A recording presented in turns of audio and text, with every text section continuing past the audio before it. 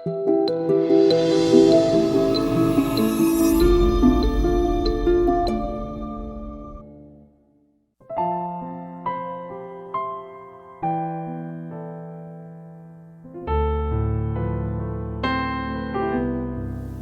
오늘을 종료주일이라 이렇게 말합니다. 종료주일이란 우리 예수님께서 이제 공생애를 거의 마감하시고 우리 예수님께서 복음의 완성, 십자가에서의 죽으심과 이제 부활하심의 대역사, 대사건을 앞에 두고 예루살렘에 입성하신 날, 성경의 예언에 따라 우리 예수님 나귀 타고 어린 나귀 타고 입성하시는데 수많은 군중들이 종려 나뭇가지를 들고 호산나 다윗의 이름으로 오시는 이여 찬송하며 그 귀한 예수님을 맞이했던 날. 그러면 왜 우리 예수님이 이 땅에 오셔야 됐고 또 이런 고난을 당하셔야 됐는가라고 하는 부분은 우리가 신앙인으로서 잘 정립해야 할 중요한 확실한 신앙의 토대를 세워야 할 목적성을 상기하고 또 던져주고 있습니다. 죄 때문이죠. 죄 문제를 해결하지 아니하면 인생사의 삶의 크고 작은 문제들이 계속 일어나는 거거든요. 여러분, 그래서 예수 믿으면 죄사함 받는다라고 말하는 거예요.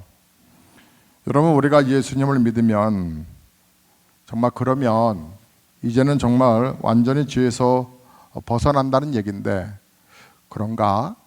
완전히 벗어나게 되었나? 반드시 우리 주님은 또 우리 하나님의 계획하심은 그렇습니다. 우리가 완전히 죄에서 벗어나는 것입니다. 우리를 죄에서 건져내신다라고 하는 것이 주님의 계획이란 말이죠. 그래서 우리 예수님께서 십자가에서 피를 흘리셔서 우리를 속죄하기를 원하셨던 것이었죠. 그렇다고 예수님께서 우리가 죄를 지을 때마다 뒤따라오셔서 죄의 흔적 닦아주시고 또 죄 범하면 또 따라오셔서 또 죄의 흔적 닦아주시고 그렇게만 하시기 위해서 보혈을 흘리신 건 아닙니다. 물론 분명히 예수님은 우리의 연약함, 우리의 죄악, 우리의 삶을 회복시키기 위하셔서 흘리시는 보혈은 죄를 씻기시는 분명한 능력입니다. 그런데 여러분, 우리가 정말 인식해야 되겠습니다. 예수님께서 죄를 용서해 주신다라고 하는 그저 예수님 우리의 죄 용서 정도를 해결하기 위해서 오신 게 아니라는 겁니다. 많은 성도들이 속죄에 대해서, 죄사함에 대해서 믿음을 갖는 듯 하면서도 여전히 죄 가운데 묶여 사는 이유는 보혈의 능력으로 죄가 씻겨졌다라고 하는 근본적인 분명한 확신이 없기 때문에 그렇습니다. 그러나 여기서 여러분이 분명히 아셔야 할 것은 우리가 평생에 죄를 짓고 또 지으면서 예수님은 그 보혈의 능력으로 죄를 그저 단순히 씻겨주시기 위함만이 아니라는 사실을 다시 한번 반복합니다. 우리가 정말 완전히 죄에서 건져내는 것이 주님의 소원이고 주님의 계획이고 주님의 능력이신데 보혈의 능력, 보혈의 권능을 여러분이 정확하게 정립하셔야 되겠습니다. 보혈의 능력을 우리 주님이 십자가에서 다 용서하셨어. 어떠한 죄인이라도 용서받아. 그 정도로 아시는 것은 어린아기들의 신앙입니다. 왜 우리가 그러면 이제 그 죄에서 거듭나서 죄를 짓지 말아야 되는데 왜 여전히 우리가 죄를 짓게 되는가? 짓고 있잖아요. 왜 죄는 왜 또 지고 있지? 예수님의 보혈의 그 약효가 떨어졌나? 반복되는 죄의 습관들. 여러분, 그 이유가 뭘까? 여기서부터 우리가 좀 체크하고 신앙의 본질을 알아가야 되겠습니다. 사랑하는 성도 여러분, 왜 우리가 이렇게 죄를 반복해서 지을까? 실은 죄가 우리 생명 속에 들어왔기 때문에 그렇습니다. 우리의 생명이 있고 죄가 따로 있는 것이 아니라 죄라고 하는 죄가 우리의 생명을 집어삼켰기 때문에, 그래서 아담과 하와가 선악과를 따먹을 때 하나님께서 아담과 하와만은 하나님의 영으로 생명으로 지어 놓으셨는데 그 사람에게 마귀가 선악과를 따먹고 죄를 범하게 함으로 죄가 들어와 그 죄가 그 하나님이 우리에게 공급해 주신 생명을 잡아먹었다는 얘기예요. 그래서 단절됐다는 얘기죠. 하나님과의 우리의 생명이 단절됐다.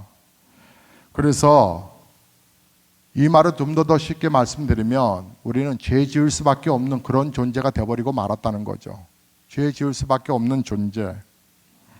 우리가 아주 흉악한 그런 죄인들을 보면 치가 떨리고 어떻게 사람으로서 저런 짓을 할 수 있느냐, 우리가 정말 흥분하고 정말 세상이 말세야라고 말을 하지만 우리가 아마 똑같은 상황 속에 우리가 그곳에 있었다면 어쩌면 저 흉악한 사람의 모습이 우리의 모습이 될 수도 있다는 사실 아세요? 상황이, 여건이 그 흉악한 사람과 비슷하게 같다면 나도 그 사람처럼 했을 그 본성을 가지고 우리가 있다는 것입니다. 그게 바로 우리 자신들이거든요. 성경에 말하는 정확한 죄인이라고 하는 말의 의미입니다. 우리는 무슨 죄를 지었기 때문에 죄인이 아니고 죄인이기 때문에 죄를 짓는 것이라는 말이죠. 여러분, 우리 아이가 태어나면 얼마나 이뻐요? 그 아이들이 다 천사 같지 않습니까? 근데 자라나면서 이제 서서히 그 아이들이 부모의 말을 거슬리게 하기도 하고 그 사춘기를 지나 이제 아이가 좀 성인이 되어 갈 때쯤 부모는 또 보람도 느끼잖아요. 여성들 같은 경우는 이 아이가 벌써 이제 엄마의 친구가 되어 가는 것 같기도 하고요. 또 아들은 듬직한 보디가드가 되어 가는 듯 하고요. 하지만 이 아이가 나이가 들어 이제 성장해 가면서 시간이 지나면 이상하게도 죄의 악성, 죄의 모습이 나타난단 말이죠. 가르쳐 준 것도 아닌데 죄를 해요. 그리고 이것이 몸에 좋지 않다라고 하는 것을 알면서도 그 짓을 해요. 왜냐하면 이미 죄가 그 본성 속에 있기 때문에. 여러분, 근데 이거는요, 교육으로도 안 돼요. 도덕적으로도 안 되고 윤리적으로 법으로도 결코 바꿔지지 않는단 말이에요. 연예인들의 이번에 사건적인 부분들, 또 뭐 검사 거기에 뭐 차가 뭐 요즘 계속 이슈되는 그 검사장의 그런 모습들, 또 대법원 헌법의 그 재판관으로 이제 임명받겠다고 하는 사람의 주식 투자적인 이런 부분들, 보통 상식에서 벗어나는, 도대체 언제 판결 내리는 부부가 언제 도대체 주식 모으는데 혈안이 됐었나? 사실 우리가 보이지 않아서 그렇지 다 그저 그래요. 우리 자신이 그런 존재란 말이에요. 자, 이것을 죄의 얼룩진 생명이라 그렇게 말하는 거죠. 사람 생명 속에 죄가 들어왔기 때문에, 그래서 죄가 나를 주장하는 거예요. 그래서 우리는 남을 뭐라 할 그런 모습의 처지들이 사실 아니에요. 우리가 남의 말을 할 게 없다는 거예요. 사람들이 태어나고 자라고 교육을 받으면, 또 인격 있는 가정에서 아이들이 또 잘 성장하면 품격 있는 인생의 삶의 자태는 물론 있어요. 삶의 태도가 조금 다르지요. 그런데 어떤 사람은 정말 인생을 막장 인생처럼 거칠게 살아왔어요.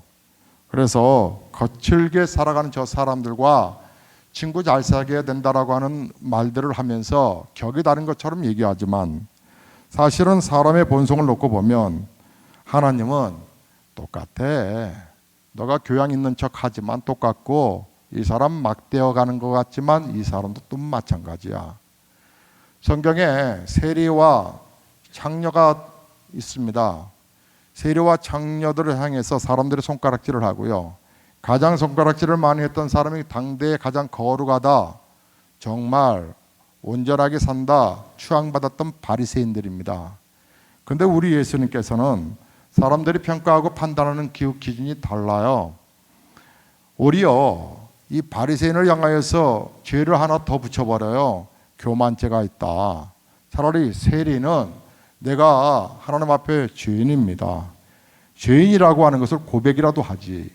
이 바리새인은 나는 의롭다, 정결하다, 나는 거룩하게 살아왔다라고 말하는 죄인이 아닌 것을 자랑삼아 얘기하는 그 자신이 하나님 보시기에는 오히려 너는 교만죄가 하나 더 있다 이렇게 덧붙인단 말이죠. 그러니까 예수님의 눈에 보기에는 자기가 죄인이라는 것을 알고 있는 세리가 더 나아 보이더라 그 말입니다.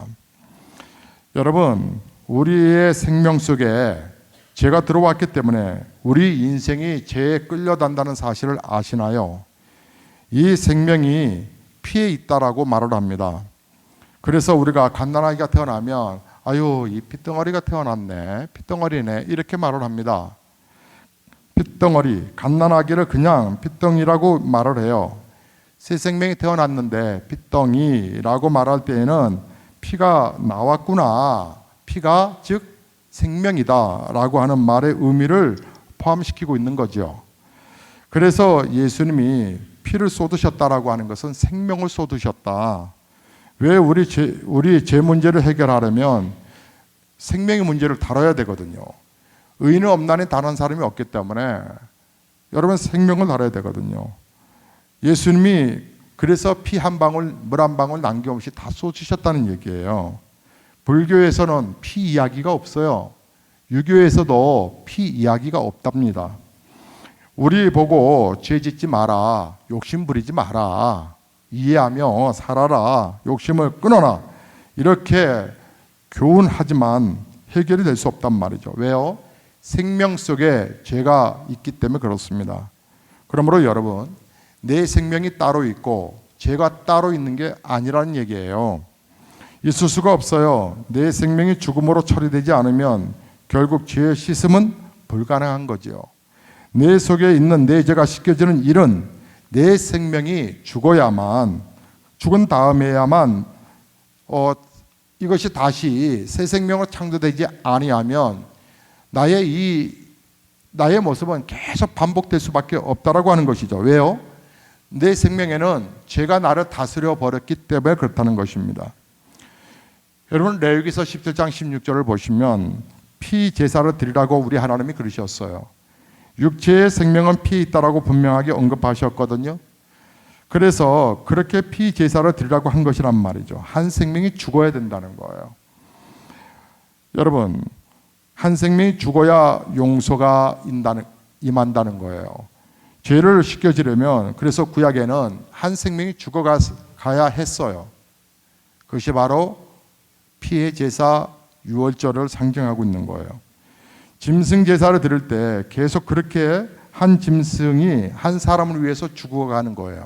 그러면 제사장은 피를 담아 하나님 앞에 용서를 구하죠.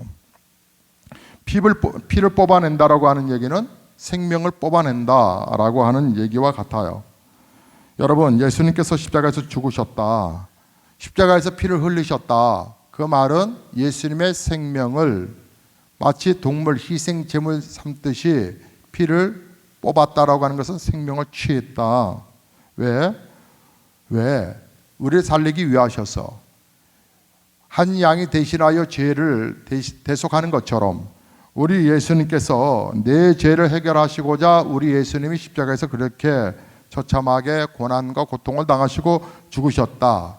그 죽음의 길을 마다하지 아니하고 우리 예수님 예루살렘에 입성하신 날 그것을 종료지으라 이렇게 말을 합니다.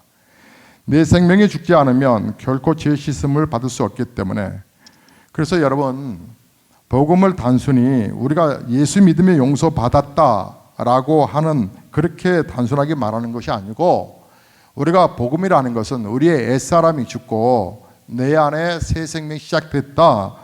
그래서 내가 자아에 있을 때에, 옛 생명에 있었을 때에는 그 죄가 들어와서 죄 지을 수밖에 없는 그 옛 사람이 십자가에서 예수님과 함께 이제 그 죄를 해결하기 위하여 죽으신 거 믿게 되어서, 그래서 예수님이 십자가에서 죽으셨다라고 하는 것은 예수님이 죽으신 게 아니고 그 예수를 바라보는 믿어지는 나에게 그 내 죄를 끌어안고 우리 예수님이 죽으신 것이고, 우리 예수님의 생명, 그 생명이 나와 함께 바뀌었다라고 하는 것을 의미하는 것인데, 그래서 내 생명 십자가에 못 박혀서 이제 죽었으니까 이제 나에게는 이 새 생명으로 시작된 삶을 살 수 있도록 하나님께서 길을 여셨다. 로마서 6장 4절에 그러므로 우리가 그의 죽으심과 합하여 세례를 받음으로, 여러분 합하여 세례를 받았다. 여러분 기억하셔야 합니다. 우리가 세례를 받은 것은 예수님의 죽으심과 합하게 된 거예요. 예수님의 십자가의 죽으심과, 그러니까 그 말은 예수님이 죽은 것은 내가 죽은 거와 같이 됐다라고 하는 의미인데, 그와 함께 장사되었나니 이는 아버지의 영광으로 말미암아 그리스도를 죽은 자 가운데 살리신 것 같이 우리로 또한 새 생명 가운데 행하게 하려 하심이라. 이제 나를 새 생명 가운데 거하게 하는 자로 세우시기 위하셔서 우리 예수님이 이 땅에 오셔서 내 죄를 담당하시는 거구나. 예수를 믿으면 생명이 바뀌어져 가는 거구나. 그러니까 나는 여전히 이 자리에 있으면서 내 죄만 하나님이 어떻게 씻겨주셨나 보다, 이런 복음의 이 정도가 아니라, 진짜 복음은 죄가 어떻게 해서 내게서 이제 분리가 되고 내가 어떻게 죄에서 씻김을 받았나. 그것은 내 생명이 예수님과 함께 죽고 예수님의 생명으로 살게 되면서 그렇게 됐다. 자, 구체적으로 그러면 우리 예수님께서 행하신 일, 피를 흘리심으로 그렇게 됐다라고 말씀을 드렸으니까, 예수님이 피를 흘려주심으로 비로소 우리가 예수님의 생명이 내게 전이되었다, 왔다, 새 생명의 역사가 시작되었다. 로마서 6장 6절에 우리가 알거니와 우리의 옛사람이 예수와 십자가에 못 박힌 것은, 자, 앞으로 박힐 것이 아니라 벌써 이미 못 박힌 것은 죄의 몸이 죽어 다시는 우리가 죄에게 종노릇 아니하게 하려 함이니, 그러니까 하나님의 십자가의 계획은 우리가 죄 지으면 씻겨주고, 죄 지으면 씻겨주고, 그때 씻겨주는 계획이 아니고, 물론 그 역사를 통하여 주님이 죄 지은 곳에 우리를 정결케 하시기는 하지만, 완전히 죄를 이기는 자, 완전히 죄를 정복하여 너가 승리자야 라고 하는 것을 확신시켜 주시기 위한 죄로부터의 벗어난 새 생명이 하나님의 계획이라는 것이죠. 우리가 예수를 믿었다 하면서도 내가 여전히 죄의 종이야, 아이고 난 또 그렇게 살아왔네. 자, 그것은 부인 못하는 저와 여러분의 고백이잖아요. 그런데 한번 보세요.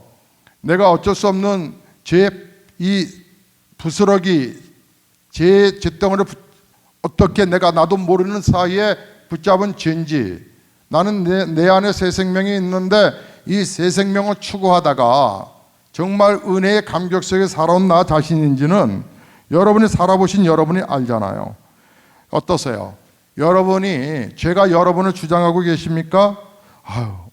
내가요 죄에 주장당하지 않으려고 믿음으로 살려고 했는데 어쩔 수 없었어요 라고 말하는 분도 계실지 모르겠지만, 내가 분명히 예수를 믿고 십자가 속죄의 복음을 분명히 알고 죄 씻음을 받았다라고 하지만, 오늘 교회 올 때도 여러분 또 신호 위반하고, 또 내가 이렇게 또 그 법ық 안에도 괜히 말 한마디 툭 해서 또 서로 상처 입히고 받고, 뭐 오늘뿐인가? 가만히 생각해 봐.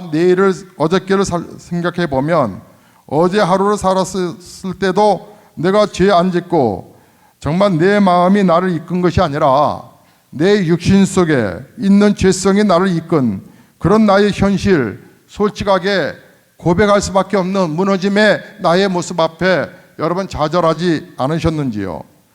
오늘 예수님의 보혈의 능력을 정확하게 알고 그 보혈의 능력으로 그 죄에서 이기는 그런 확신과 믿음이 다시 회복되어 가시기를 주의 이름으로 축복합니다. 그것이 하나님의 계획이거든요. 죄의 종노릇 하지 못하도록 십자가에서 우리 예수님이 죽으신 거예요. 이미 예수님께서 십자가에서 죽으실 때 이미 그 일이 이루어진 것이라 이 말이죠. 고린도전서 6장 19절에서 너희의 몸은 하나님께로부터 받은 바 너희 가운데 성령의 거룩한 전인지 알지 못하느냐. 너희는 너희 자신의 것이 아니라 값으로 산 것이 되었으니 그런즉 너희 몸으로 하나님께 영광을 돌리라 하셨단 말이죠. 값으로 사셨다. 값 주고 사셨다. 고린도전서 7장 3절에도 너희는 값으로 산 것이니 사람들의 종이 되지 말라 그렇게 말씀하셨는데, 여러분 어떤 미술가가 그림 한 점을 가지고 이 가격을 매길 때에 어떤 기준으로 가격을 매길까요? 그 사람의 가치, 그 사람이 그린 그 그림의 가치를 어떻게 평가를 하는 것일까요? 경매에 보통 붙일 때에 거기에 대한 그 그림을 바라보는 이 미술가들과 또 이것이 앞으로의 재산적인 목록에 상당히 영향을 끼치겠다라고 하는 재산 투자가라든지 그런 사람들이 바라봤을 때 저 그림 한 1,000만 원 가겠는데, 그래서 내가 불러댑니다. 처음부터 1,000만 원 얘기하지는 말자, 500만 원 했더니 어떤 사람이 나와 같이 좀 평가를 하는 사람이 있었어요. 800만 원. 저 사람, 그랬더니 어떤 사람이 또 끼어들어서 900만 원 말하네요. 버는 돈은 다 같아. 가치를 아는구나. 그래서 내가 1,000만 원 불렀더니 다른 사람이 1,100을 불러버리네요. 이건 놓칠 수 없어. 그래서 내가 한 1,500을 불렀더니 어떤 사람이 1,550을 부르네요. 그러다 보니까 이게 2,000만 원까지 갔어요. 내가 드디어 목적한 바를 얻었어요. 자, 그러면 그 그림은 얼마짜리예요? 2,000만 원짜리인 거예요. 1,000만 원 듯 하지만 결국은 2,000만 원짜리 그림이 된 거예요.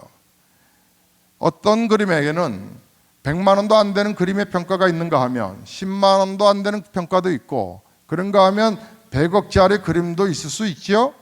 평가자의 판단에 마지막 취한 자가 값을, 돈을 내고 그 작품을 살 때 그만큼의 그 정도의 가치를 부여한다 이 말이죠. 여러분, 그러면 여러분은 얼마짜리이십니까? 여러분 자신이 나름대로 내리는, 여러분 스스로를 내리는 평가가 있잖아요.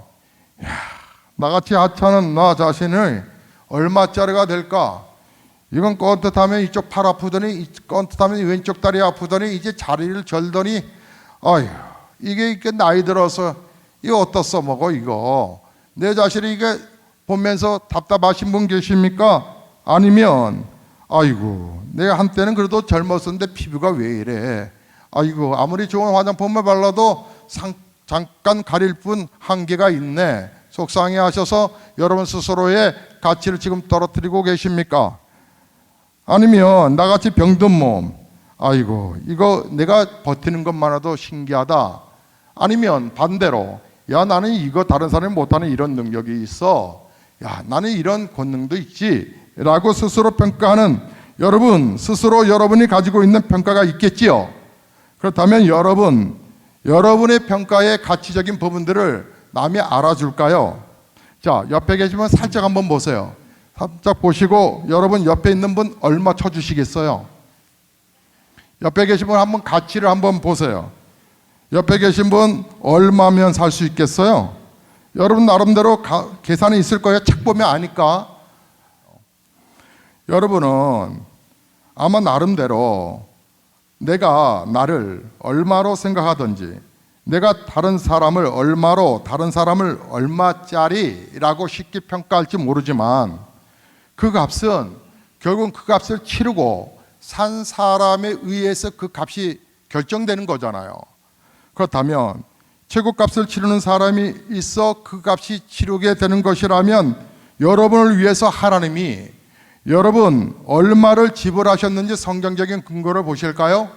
그것은 바로 예수 그리스도와 생명을 바꿨다고 하니까. 그래서 여러분의 가치는 어떻게 결정되냐면 그 대가를 치르신 분이 있단 말이에요. 그분이 바로 하나님이신데 예수와 바꿨어요.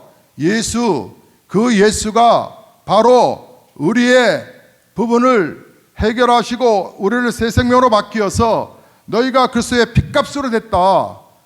정말 자식을 어떻게 돈으로 얘기할 수 있겠어요? 그런 것처럼 하나님이 어떻게 뭐라고 살 수 없는 거예요. 세상의 가치를 얘기하는 그 가치로는 이 생명을 살 수가 없다니까요, 자녀를. 그래서 예수와 바꿔버리는 거예요. 그 값이 바로 여러분의 값이란 말이에요. 다른 사람이 아유 1000억짜리야 100억짜리야 10억짜리야 이렇게 말할 때 그 말의적인 부분에 휘둘릴 필요도 없고 그게 대해서 아유 1억도 안 돼 1000만 원도 안 돼 이렇게 말할지 모르지만 하나님은 아니다. 사람들이 뭐 평가가 중요하냐? 값을 돈을 주고 산 것이 바로 값이 결정되는 거지. 바로 너는 예수의 핏값이야. 예수의 값이야. 여러분 값이 어떤 값이냐면 예수의 핏값. 예수님이 하나님이 여러분을 사셨단 말이에요. 그러니까 지금부터 여러분의 값은 예수의 생명짜리라 이 말이에요. 예수의 값이란 말이에요. 이것이 십자가에서 이루어진 사건이에요. 그래서 생명이 바뀐 거예요. 여러분의 생명은 너무나도 처절해 지옥 갈 수밖에 없는 그런 생명이었었어요. 그러나 십자가에서 예수님의 생명이 우리에게 전이된 거예요. 십자가에서 여러분의 생명을 우리 예수님께서 자신의 생명을 버리고 그 생명을 우리에게 주시고 우리의 죄악으로 얼룩져 버린 그 애자인 나를 그 예수와 바꿔버렸다 이 말이에요. 예수님 받으셨고 그래서 예수님의 생명이 저와 여러분의 생명이 됐다 이 말이죠.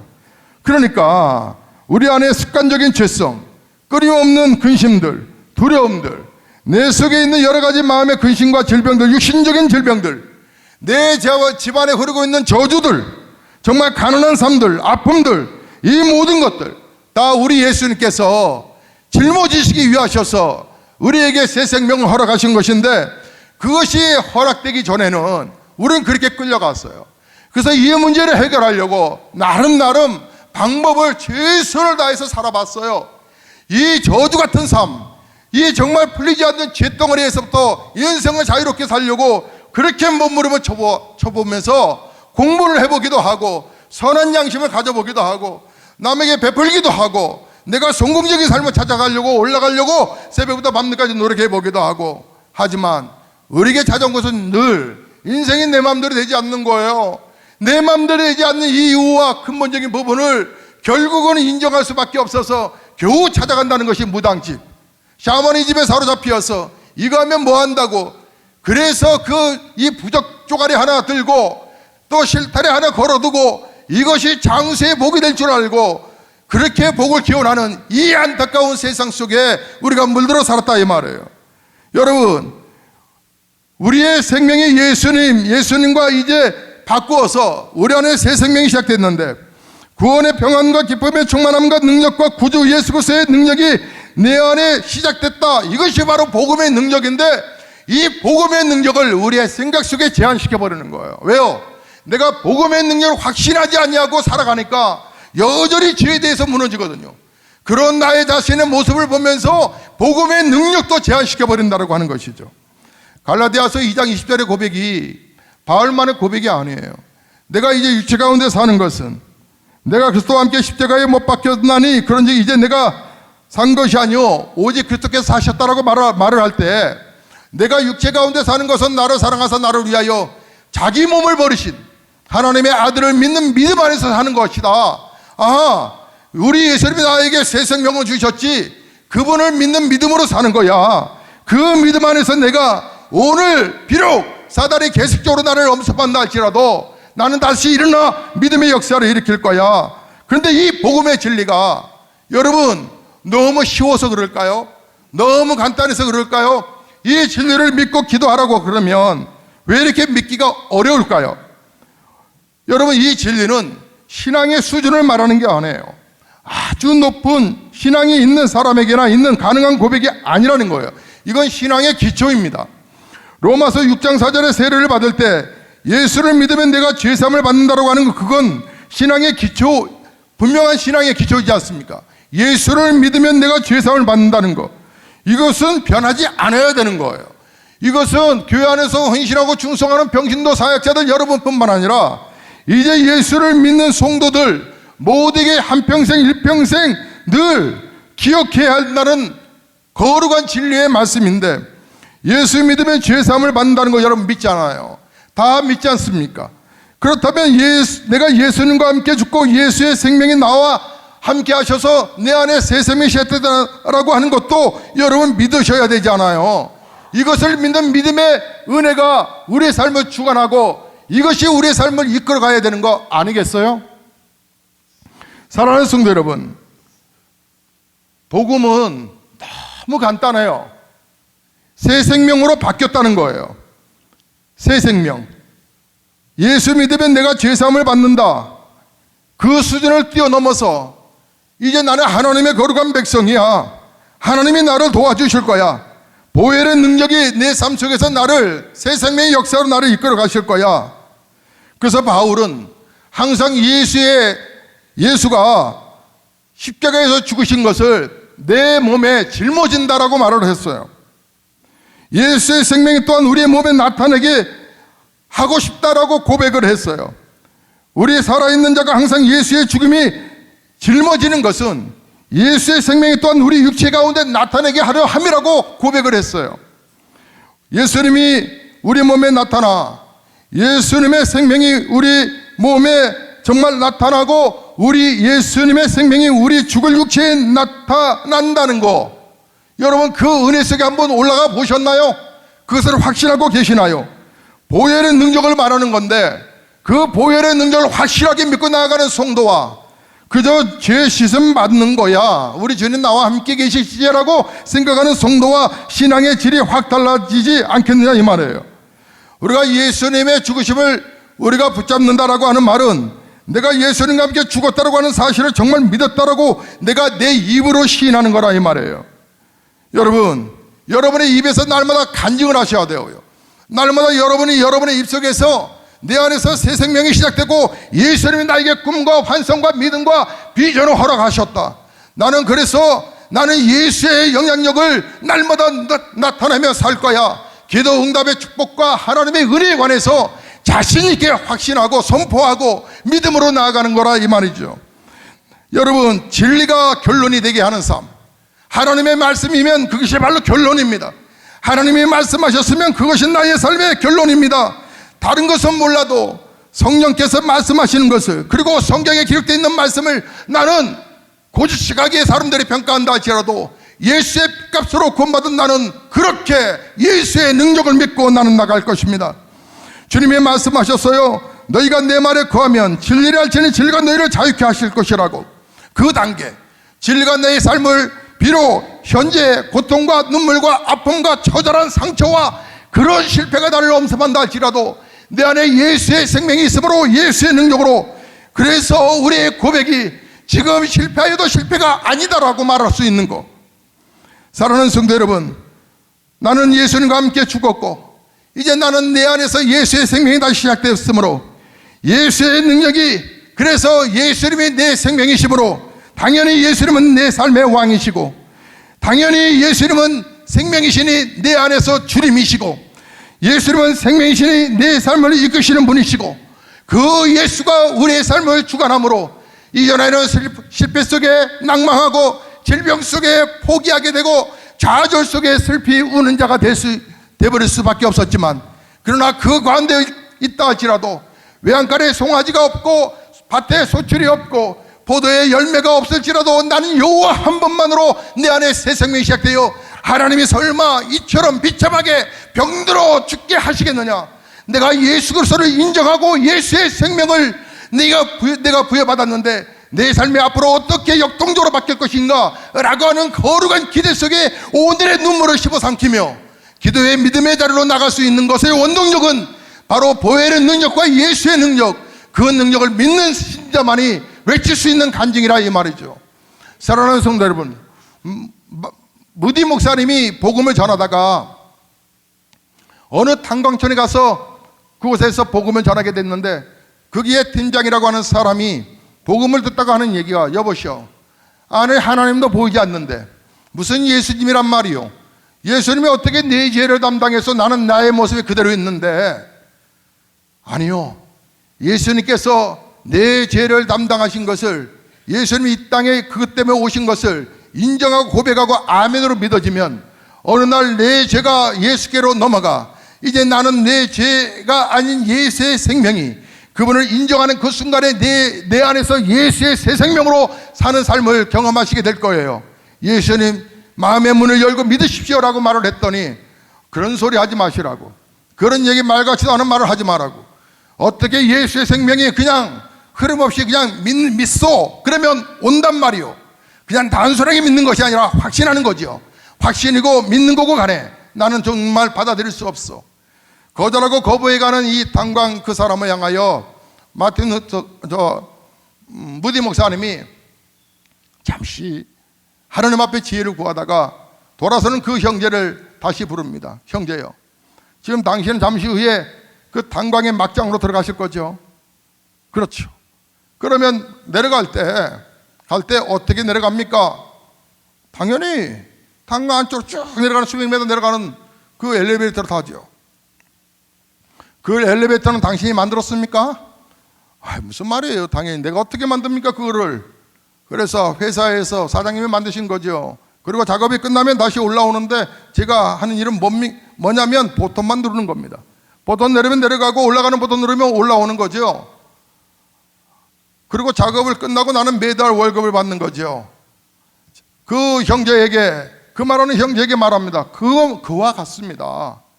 보이지 않는 듯 하지만 하나님께서 당신이 할 수 없는 이 엘리베이터 같은 것들을 다 만들어 놓으시고, 당신이 입으로 고백하는 그 버튼 하나, 하나님을 하나님의 아들로 이 땅에 나를 위하여 이 땅에 오신 예수 그리스도를 내 마음의 문을 열고 고백하는 그 버튼 하나, 그 버튼을 믿음으로 고백하시면 여러분 안에 당신에게 새 생명이 시작된다고 하는 것입니다.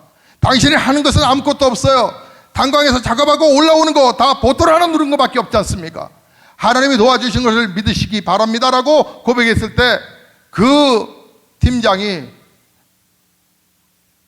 하나님께서 그 마음에 은혜를 베푸셔서 주르륵 눈물을 흘리며 예수 그리스도를 영접하여 훗날에는 이 무디 목사님의 부흥사역의 협력자가 됐다라고 하는 이야기입니다.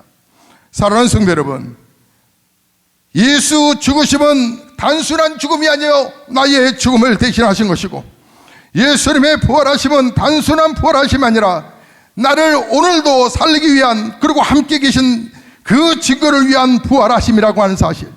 그래서 예수의 생명이 나의 생명이 되는 것이고, 예수의 능력이 나의 능력이 되어서, 그래서 그 예수의 생명으로 살아가는 우리 모두가 되었기 때문에 사람들이 말하는 나에 대해서 뭐라고 평가하던 나는 예수의 핏값으로 된 사람이며 예수의 능력이 나 안에 있기 때문에 내가 예수의 이름으로 선포할 때마다, 기도할 때마다, 아무리 대상 같은 문제라도 여리고성같이 거대한 성으로 둘러싸여 더 이상 어떻게 할 수 없는 그 곳이라 할지라도 말씀을 믿고 성을 돌았더니 여리고성이, 거대한 그 성이 무너졌고 홍해 바다가 갈라졌던 것처럼 믿음을 갖고 예수의 생명으로 나아가 기도하는 성도에게 어떤 일들이 일어날 것인가에 대한 확신과 믿음이 우리에게 필요하다라고, 하나님이 예수의 생명이면 담대하라고 이렇게 말씀하고 계시는 것입니다. 예수님께서 이 땅에 오신 것은 단순하게 우리의 삶을 위로하시기 위해서 오신 게 아니라는 사실을 여러분 믿으셔야 합니다. 지난주에 그 작은 자의 영향력에 관해서 말씀을 드렸습니다. 그 작은 아이가 영어를 잘잘잘 말하는 그 고백 속에서 지난 3년 동안 집중적으로 교육해도 그렇게 터지지 못하는 부분들이 10개월 만에 터지는 그 이유의 비밀 앞에서 많은 영어 전문 선생님들이 깜짝 놀라 뒤집어졌습니다. 우리 교회 아이 하나를 바라보고, 더불어서 제가 우리 딸 아이의 이야기도 했습니다. 3평 반, 그 조그만 곳에서 시작하는 조그만 테이크아웃 커피와 토스트지만 이곳에서 하나님의 영광을 보게 될 거라고 말씀을 드렸습니다. 일주일 전에 목사가 여러분에게 얘기했어요. 이 작은 것을 통해서 하나님의 기적을 보게 될 것이라고. 기적을 보게 될 것이라고. 하나님의 역사가 그대로 믿고 의지하는 성도에게 외쳐지는 이 느낌을 여러분 아시는지요? 다른 게 아니에요. 예수의 생명이 나의 생명이라고 확신하고 믿어지면 하나님께 기도한 대로 역사되는 거 우리 박현정 기사님이 가장 잘 아시잖아요. 우리 박진우 권사님이 잘 아시잖아요. 이게 바로 예수의 생명의 복음의 능력을 믿는 성도에게 주시는 작은 부스러기에 지나지 않아요. 이런데도 신앙생활이 어려우신가요? 의사의 말은 들으면서 왜 목사의 말은 안 들으시죠?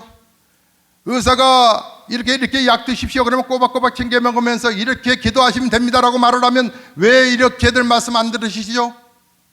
하나님의 역사, 하나님의 능력을 자꾸 내 머릿속에 제안하니까 성령께서 제안하시는 것이고, 하나님을 제안하니까 하나님이 어떻게 내 마음의 문을 열지 않는데 내가 역사하겠느냐 말씀하시는 거예요. 십자가 안에서 보는 그 능력이 완전히 우리를 새 생명으로 만들었다는 확신과 믿음을 가지시고 이번 한 주간도 우리가 믿음으로 나가야 되지 않겠습니까? 사랑하는 성도 여러분, 부활절의 감격이 우리가 설레인 것은 바로 그 예수가 성경의 약속대로 부활하셨기 때문에, 그 부활의 예수와 함께 여러분의 인생이 이제부터는 구겨지고 낙심하고 좌절하고 낭망하는 인생이 아니라 성공하고 승리해가는 인생으로 다 바뀌어 가시기를 주의 이름으로 축복합니다.